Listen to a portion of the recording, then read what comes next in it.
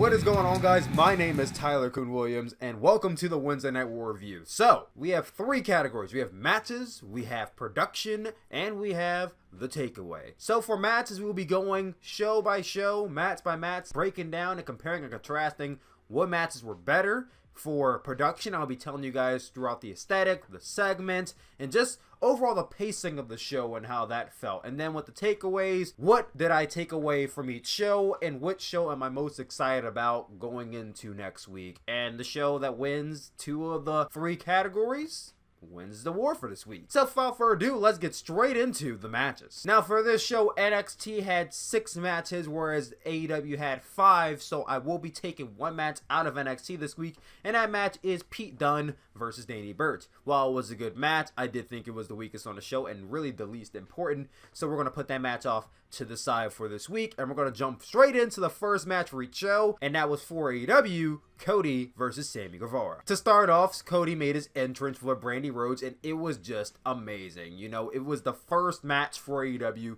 It just felt bigger than anything. Now, even though we've seen him come out at Double or Nothing, at All Out, this was just, it was really incredible to watch this entrance, honestly. Camera panning, everything from the aesthetics I already liked about this. Sammy Guevara made his entrance out there. I really was vibing that theme song a lot, I will say that much. The match itself was pretty good, you know, it kept a pretty nice pace. I felt like it was more so of a showcase for Sammy than it was Cody. We kind of already know what Cody's moveset is going into these matches, whereas Sammy, he kind of had to show off for the crowd. We did get a nice bump spot here where Cody went for a suicide dive onto Sammy Guevara, and he pulled in Brandy Rhodes, and that led to Cody knocking into Brandy Rhodes, knocking her down, and that kind of led into a spot later on the match where Brandy ended up using one of her heels to hit Sammy Guevara in the head and led to a disaster kick from Cody, and we all thought that was the finish, but he kicked out, which was pretty cool. Led to several more spots into this match. The finish came when Sammy Guevara went to the top rope for a shooting star press. Cody got his knees up and quickly rolled him up and got the pin. Cody winning this match. I actually like the finish a lot. I don't know why. I feel like that out of nowhere type of cradle kind of worked in this match for me, honestly. After the match, Sammy Guevara and Cody shake hands, but not before Chris Jericho comes out to attack Cody. And as much as I really like seeing this attack, it was a nice beatdown. We got a cool chair spot from Chris Jericho. We saw them go all over outside the ring and inside the ring.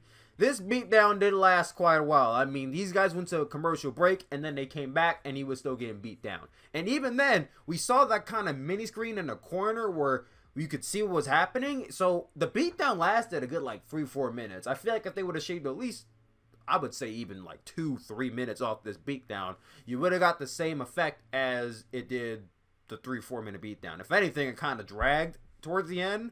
And even so, like at the end, you saw kind of like the cameraman kind of pushing Jericho towards the ramp, like, okay, this is over, let's get to the next spot. Like Jericho was taking too long, but nonetheless, that didn't take away from the match for me. I thought it was a good match. Adam Cole versus Matt Riddle for the NXT Championship opened up the show. I thought that was a damn great match put on by these two men. I wouldn't say it was an NXT TakeOver caliber main event, but it was definitely one of those NXT TakeOver kind of feels. Like, I don't know, if you're an NXT fan, you get what I mean when I say an NXT match and an NXT TakeOver match. Like, they kind of try harder. There's a lot more spots. There's a lot more, like, oomph in their steps when it comes to TakeOver matches, and you kind of felt that here. It felt more important. A lot of the sequences really worked for this match, and a lot of the near falls that Matt Riddle was getting, a lot of the crowd bought into it. I did appreciate that there was no Undisputed Era in this match, because a lot of the times with these guys is that they interfere in these matches, and it was a clean, straight down the middle kind of fight. Adam Cole, at least from what I remember, he didn't cheat at all, and I really did appreciate that. Despite Matt Riddle's efforts, it was Adam Cole putting him down with a last shot right to the back of the head, got the pin, and retained the NXT Championship for the Undisputed Era. And to top it all off, at the end of the match, we saw the return of a former NXT champion in Finn Balor. I marked out. Now, mind you, I had NXT playing on my laptop and AEW on my TV screen. So at the time when this was happening, Chris Jericho was beating down Cody for like the 3rd minute. So I was kind of like, eh. So when I saw this happen, I was like, oh my God, Finn Balor's on NXT. What the fuck is happening? So I didn't really hear what he's saying. I kind of muted the TV and then turned this up. And then Finn Balor announced that he is back in NXT. So Finn Balor, I think, is back full-time NXT. That's amazing. I wasn't expecting Finn Balor to show up. I don't think anyone expected him to show up. So all the matches you could see from this: Finn Balor versus Adam Cole, Finn Balor versus Johnny Gargano, Finn Balor versus fucking anybody in NXT is going to be amazing. So I'm just amped about that. So who won the first match? Was it Cody versus Sammy, or was it Matt Riddle versus Adam Cole? Easy. I think Adam Cole versus Matt Riddle won this match. The match just had a better pacing to it. It felt a bit faster. The crowd was super into it, and the crowd adds a lot to these matches. It built and built and built to the finish, and then in the end of the match, Finn Balor coming out topped it all off. So hands down, NXT wins the first match. Second round, we get into NXT. They had Io Shirai versus Mia Yim, and AEW MJF versus Brandon Cutler. Starting off with Io Shirai versus Mia Yim, this is a pretty decent match. I felt like it was kind of slow, and honestly, when we were watching AEW NXT on double split screens, I don't think anyone was paying attention to this match. So when I watched the back earlier this morning, I watched the back, and I was like, I mean, it wasn't bad, but it wasn't good either. Like, it was kind of one of those matches where you just hop on your phone and check Twitter, honestly. And that's not a knock on Io Shirai. She's an amazingly talented female wrestler, and so is Mia Yim. But, I don't know, whatever chemistry they had tonight, MJF versus Brandon Cutler, that was decent, honestly. The match felt like it was starting to pick up, and then the finish kind of just happened. I don't know if Brandon Cutler, when he came off the top rope and landed on his ankle, if he was actually injured or he was just working the crowd. I couldn't really tell, but that kind of led into MJF putting him down with the armbar, and he tapped out, and I was like, oh.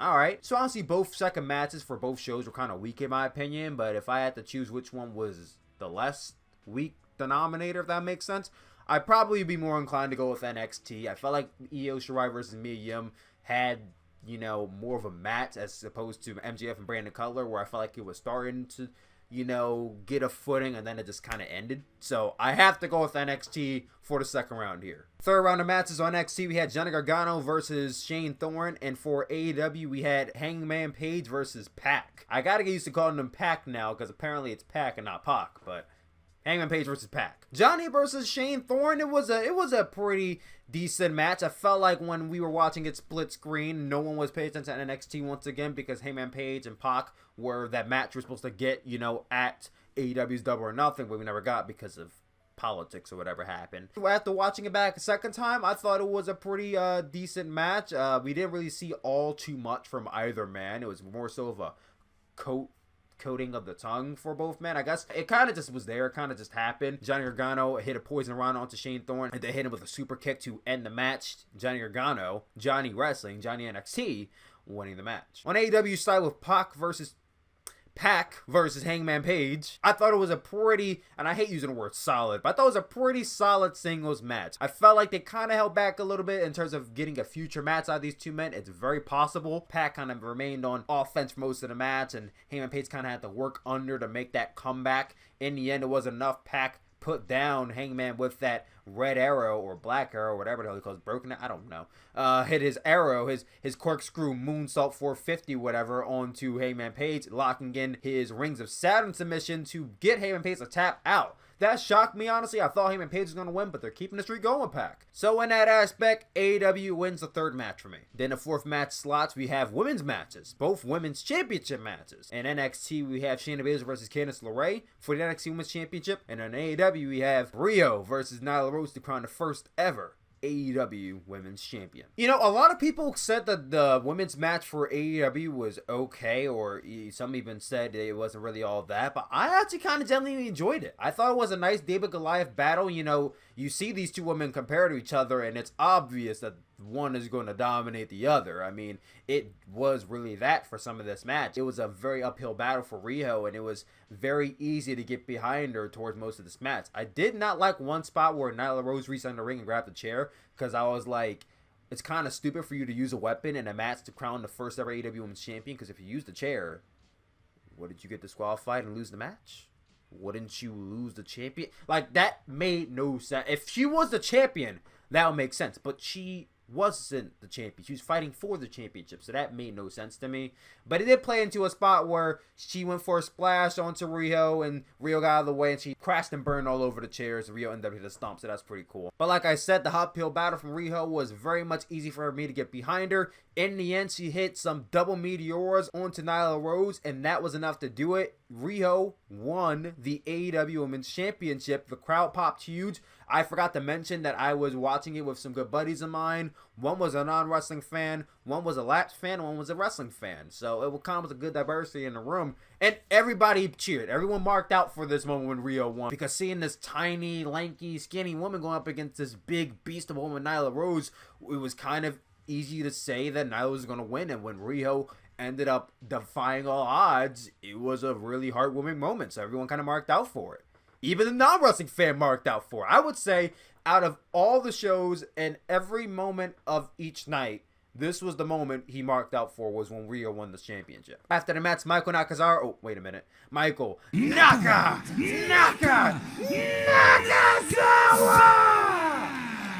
You gotta say it like Justin Roberts does, otherwise you're not saying it correctly. He came out to interview Riho, who was attacked then by Nyla Rose. Nyla Rose wanted to smoke with Michael Nakazawa too. Oh, wait a minute.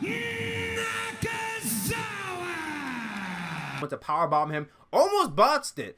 And a lot of people were giving shit on her for this botch, but I'll say this. When she had to use her strength to hoist him back up, I felt like that was even better than the botch. Like, she made up for it by using her strength to lift the grown-ass man back up. So I gave her props for basically making a negative into a positive. Of all people to save Riho, it wasn't Britt Baker, who, mind you, was on commentary the whole time with the sad... She looked so depressed on commentary. When they were panning to her, she looked like she was ready to off herself sometimes. I honestly... All the guys in the room started laughing our asses off. Whenever they panned to her, we started laughing. She looked so bitter, but you would have thought Britt Baker would save Riho, but no, it was Kenny Omega that saved Riho, and she started shoving Nyla Rose, and Nyla Rose backed off. But I appreciate that continuity. It was Kenny Omega who brought in a bunch of the Joshi wrestlers into AEW, and the history that Riho and Kenny Omega have, it made a lot of sense. Despite the fact that Kenny's a male and Nyla Rose is a female, it made a lot of sense for Kenny Omega to make the save, so I actually like that spot a lot. Now, what I don't like is the fact that now I want to see Nyla Rose versus Kenny Omega in a match that we'll probably never see, but nonetheless, I did like the save. Then we get into the NXT Women's Championship match between Candice LeRae and Shayna Baszler. Honestly, I thought it was a good match, and I would even say it was slightly better than Riho versus Nyla Rose. I felt like Candice LeRae and Shayna Baszler have just slightly better chemistry than these two. And while it wasn't David and Goliath because Shayna Baszler is not bigger than Candice LeRae, she does have that MMA experience and she has the dominating factor that, well, she's Shayna Baszler and no one has beaten her yet. It kind of makes you want to see Candice LeRae win a lot more in this match. However, despite all our efforts, it was a Karafuda clutch from Shayna Baszler that put her down, and Candice LeRae tapped out, Shayna Baszler retaining the NXT Women's Championship. Now, this is where I kind of would just roll my eyes, because, you know, all these people kind of pass out to Shayna Baszler. Candice LeRae tapped out. Now, we can buy into this because, once again, it's Shayna Baszler. But my issue with this is that Shayna Baszler has been kind of like the top woman in NXT Women's Division for almost 2 years now. She's been there for a while. She's been an NXT Women's Champion for a while. She's beaten the likes of Kairi Sane, Io Shirai, Bianca Belair, Mia Yim. You go down the list of almost everyone in NXT Women's roster, and Shayna Baszler's beaten them. So if any point were for her to lose the title, it would have been now. So when she made her tap out, I'll be honest, I just rolled my eyes just like, really? It kind of just sucked the life out of the arena, and I was honestly, I wouldn't say I was mad at the result, but I was just annoyed. I honestly was annoyed, and the fact that I was annoyed with the end result, I can't see myself putting this as the winner. So the winner for the fourth match goes to AEW. Brings us to the main event of both shows. For AEW, we had Chris Jericho and LAX versus the Elites, Kenny Omega and the Young Bucks.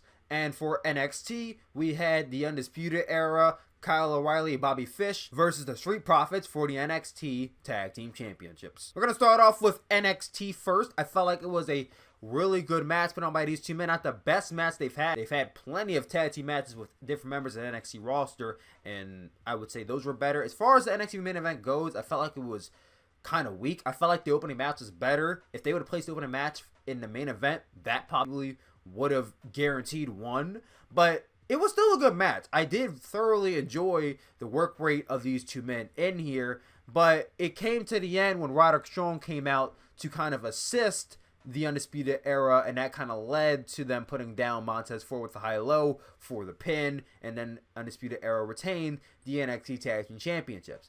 I liked the match, and then the finish came, and I was like, Like, Adam Cole won the title clean. I think it would have benefited more if Undisputed Era won the title clean in the main event as well. Roderick Strong coming out, I felt like was unnecessary, especially because he kind of only did like one thing, I kicked off, and then that was it. It's not like he came in and he did his finisher. He didn't come in and do a kick or anything. He just grabbed the foot of Angelo Dawkins, and he got kicked off. So I was like...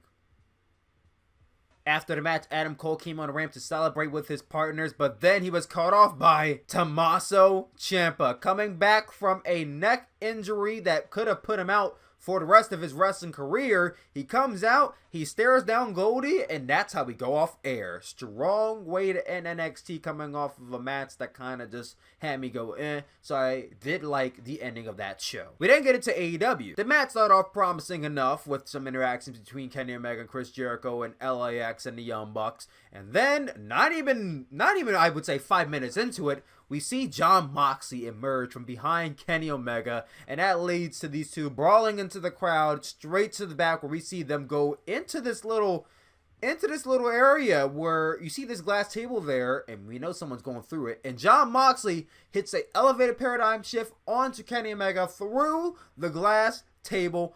Everyone was just like, wow. Everyone marked out for it. It was a crazy spot, a dangerous spot, but a crazy spot nonetheless that put Kenny Omega out for the rest of the match, which led it to it being a 2-on-3 for the rest of the duration of the match. The rest of the match was actually pretty fun. I would say that hot tag on the Nick Jackson where he just went wild, was jumping all over the place and super kicking and kicking people left and right and doing dives. That was very much a big moment in this match. It really got everyone invested into the match after kind of just flipping in between NXT and AEW. It led to the finish where the Young Bucks went for their best Meltzer ever onto a member of the LAX, but Chris Jericho ran in the ring and caught Matt Jackson with the code breaker. It soon led to him get a hit with a Judas effect by Chris Jericho and got pinned. LAX and Chris Jericho winning the tag team main event. After the match, they continued their onslaught. It led to Cody coming out to go straight at Chris Jericho, who was then caught off by Sammy Guevara, which led to Dustin Rhodes coming out to help his brother and the Elite. But then we got the AEW debut of Jake Hager. The former WWE Jack Swagger came out, laid straight into the Elite to end the show with Jake Hager, LAX, Sammy Guevara, and Chris Jericho standing tall. Ultimately, a pretty good way to end the first episode of AEW. Which match was better? Honestly, I felt like AEW had more of a fun match, despite the fact that NXT match went longer and they went off there last and they had the better end segment. I felt like as a match, as a whole, AEW won this one for me. That sets the score at 2-3, AEW winning the match category. Which gets us into the next category, production. The pacing of the show, the segment, and the aesthetics. Now for AEW, they're the newer show, so they got more of the attention here. The aesthetics of AEW, I really did like it. I felt like the feel of the show, it felt like I was watching something different. Though I did not like the whole cutting to replays during the match thing that WWE does. I did like the replays after the match. I like the match graphics. I like the whole record things beside each wrestler. The segments, as far as they go, they were okay. I mean, you had really the SCU at the White House and Scorpio Sky impersonating Barack Obama, a bit of a brawl between Lucha Brothers and SCU. While AEW debatably, and I mean very debatable, had better pacing and visually more appealing aesthetics, I feel like NXT takes this category though. From Finn Balor's return to the Velveteen Dream laying down the rematch clause, coming out on a couch with a bunch of women surrounding him, to Tommaso Ciampa's return, even to the build-up segments with Tegan Nox and Lio Rush and the max graphics for next week, I feel like NXT had more of a sports-like oriented feel than AEW was claiming they were going to have. AEW felt more entertaining, whereas NXT felt like, I don't know the exact word for it, but I think you know what I mean here. In that aspect, I give show production to NXT, which leads us into the last category, the takeaway. Each show did a great job of making me feel excited for what the next week was going to entail, especially giving us more insight in next week's episode of NXT. We're getting Walter versus Kushida and Lio Rush versus Oney Lorcan for the Cruiserweight Championship. I'm very amped for those matches. But AEW, I feel like with the end segment and with them having the jump on them being the newer show, it gives me a little bit more excitement into the next show because there's more roster. This was just a taste of what AEW can deliver. I want to see what they do with the Best Friends. I want to see what they do with Orange Cassidy. I want to see what they do with the Jurassic Express. I want to see what else they have, because this is just a little bit. NXT, that was just a little bit too. But because I have years and months of seeing these guys already, AEW, yes, I've seen these guys wrestle before on the indies, but like I said, I come back to AEW being the newer show. It's just fresh and new, and it's just slightly more exciting than NXT. So takeaway and excitement goes to AEW, and with a score of 1-2, October 2nd, 2019, Wednesday Night Wars goes to All Elite Wrestling Dynamite. And that was the Wednesday Night War reviews. Thank y'all for watching this episode. What did you guys think? Who do you think won Wednesday Night Wars for October 2nd? Was it AEW or was it NXT? Comment down below. Let me know. I love you guys always, and I will see you all next Thursday for your Wednesday Night War review. Peace out, guys.